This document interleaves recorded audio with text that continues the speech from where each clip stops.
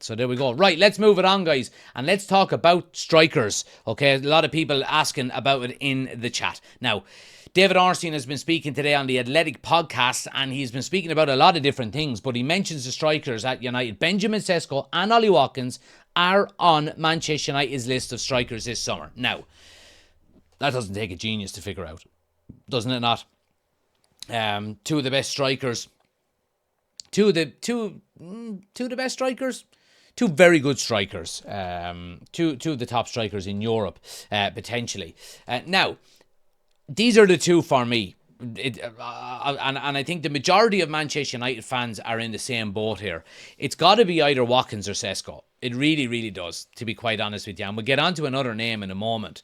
But again, I go back to what we've said so many times here, is that we've tried and failed the young up-and-coming striker for the future in Rasmus Højlund. It hasn't worked, lads. It hasn't worked. And it hasn't worked not just with Højlund, but it hasn't worked in the past either. You know, you could talk even going as far back as Anthony Martial. Did it really work? No, I don't think it did. I think the whole Martial situation never lived up to his potential. For God's sake, he had a Ballon d'Or clause in his deal at United.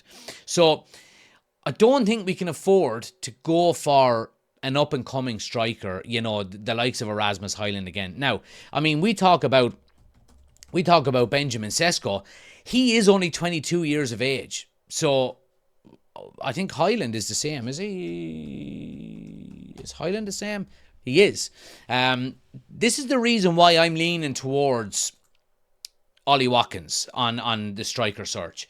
Now, I know there are pros and cons to going for a Sesko or to go for a Watkins. There are pros and cons to both. Absolutely there are.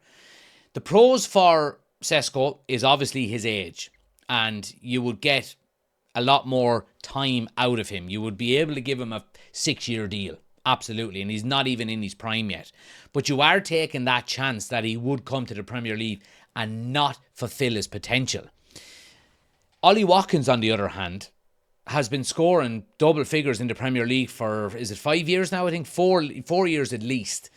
He knows where the back of the net is. He knows what the Premier League is like. He knows how to score goals in the Premier League, Ollie Watkins does. Now, the downside to Ollie Watkins, of course, is that he'll be 30. 30 this year, isn't it? It is this year, I think. He's 29 at the moment. So, there are pros and cons. What do you want? Again, you've also got to look at the financial ramifications of the decision you make here. Ollie Watkins would cost us anywhere between probably 50 and 60 million, realistically. Okay? Benjamin Sesko is going to be around 80 to 90 million, and that's euros. So you've got to weigh up all the options here. And again, you would just hope. And again, I think a lot of the Sesko rumours are being pushed by, and maybe United's main interest in Sesko is coming from Vivell, who worked very closely with him within the Red Bull umbrella over the last few years. So he knows him quite well. He's worked with him quite closely, and he brought him into the Red Bull teams. He was with Salzburg first, and then moved him on to Leipzig.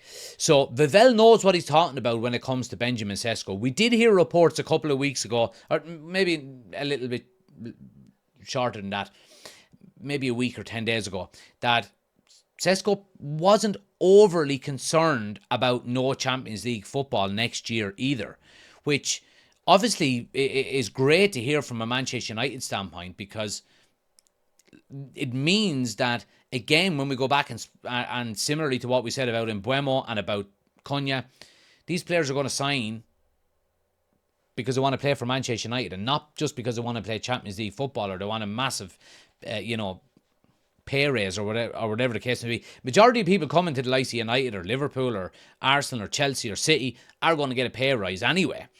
But it's not going to be the astronomical figures that you used to see Manchester United give out. So, look, I mean, for me, it's Ollie Watkins. I just think he's the if you can guarantee Cunha and Mbeumo to get into double figures next year, 15 minimum each, which would be fantastic, and you put Ollie Watkins in on top of that as well, you know, you could be putting a minimum of 50 extra goals into your team next season, and that's absolutely huge. And I'm convinced that would take us up to the European spots. I genuinely, now maybe not top four, but I think you will be definitely knocking on the door of Europa League qualification next year. And I think if Ruben Amorim can shore up that back line as well, if we're talking about getting a number six in, maybe a new goalkeeper, I mean, it's all positives. Now, there is another player that Manchester United have been linked with over the past couple of weeks, and it hasn't been as positive than the likes of Sesko and the likes of Ollie Watkins, and that is Nicholas Jackson. He is really tempting Manchester United, according to Fabrizio Romano, and they could offer Alejandro Garnacho in a swap deal to Chelsea. Internal talks are ongoing to decide what they want to do. Now, again, look, Fabrizio Romano has been speaking today on his YouTube channel, and he says, let's wait for a few days in relation to Manchester United and the striker situation. Everything will become more clear about the striker and in terms of who signs in the next few days. It's all just internal discussions at the moment. So Manchester United are doing their due diligence. I can't believe I got that word out of my mouth so clearly. I can never say that phrase, due diligence. Due diligence, due diligence, due diligence. But it is at the moment internal discussions, according to Fabrizio Romano. And again, Manchester United are not jumping to sign somebody that maybe mightn't be the right option for them. And again, that's not just with, you know, the player, the stats, the profile. It's also to do with the finances and which one works better for Manchester United, because we might be able to afford Benjamin Sesko. So I think a lot, you know, a lot of it comes down to the finances as well. Now, I do want to talk about Jackson for a minute, because look, I do think Manchester United should not be signing Nicholas Jackson. Okay? Now, if we end up doing it, then, you know, I'll support him and I'll get behind him and I'll want him to score goals. I think the reason why United are being linked with Nicholas Jackson and why we're being tempted with him is because of the ceiling that he has. He does have a high ceiling and he has been improving at Chelsea. Is he what United need now is the situation. And is like, if you could get Jackson for a knockdown 30 million, you know, and break it down over 10 installments, I mean, I'd take him. I would take him, and I'd take him as a player that would rotate in and out. But I would still want to go out and get an Ollie Watkins or a Benjamin Sesko as your number one striker. I would like to see, if we went, the ideal scenario here would be is that if we went for and got Ollie Watkins and give him a 3-year deal plus one, for example, and you could get Nicholas Jackson for relatively cheap, I don't think that would be bad business, because I do think you could nourish him, you could improve him, and I do think he does have the potential to be a good footballer in the future. And I do think it would probably be worth the gamble of him being that rotational backup option to the likes of an Ollie Watkins. I think where we fall down on the Nicholas Jackson rumours and the Nicholas Jackson links to Manchester United is nobody wants him to come in and be our first choice option now. Again, we've had so much problems in that forward line, going all the way back to, I'm going to go as far back as Van Persie. I really am, because look, we had the likes of Zlatan who was fantastic for a season, then got injured. You had the likes of Cavani who was past his best. You had the likes of Ronaldo who came in, you know, and tore it up for a season. You know, you had Anthony Martial who was inconsistent, Rashford who was inconsistent.